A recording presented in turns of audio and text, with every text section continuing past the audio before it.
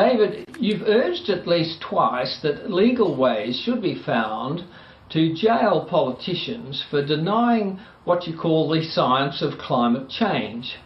David, do you still hold that view? You bet.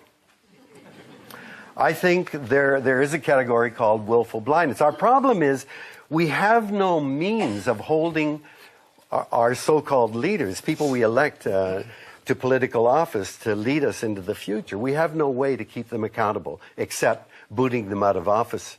But the reverberations of what they do or do not do today are rippling far beyond the coming years. There'll be generational impacts. Now, if you have people who stand up to take positions of leadership and they deliberately suppress or ignore information vital to making an informed decision, I think that's willful blindness.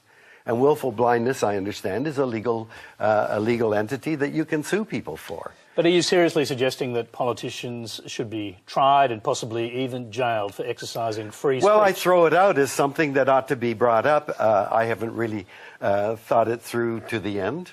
But I certainly, personally, I think that there is a great deal of willful blindness, and it ought to be pointed out in some way. Well, yes. you did think it through enough to say this in your speech over the weekend, and visiting academics. Were you there? Visiting academics generally stay out of local politics. But you described Tony Abbott's scrapping of the carbon tax and the sacking of Tim Flannery as criminal negligence. I mean, I agree. Did you go too far? No, I don't think so. How can you elevate it to criminal? When I believe what's going on now is criminal, our activity, because it's a crime against future generations. And there ought to be a legal position of intergenerational crime. And I think there's criminal negligence.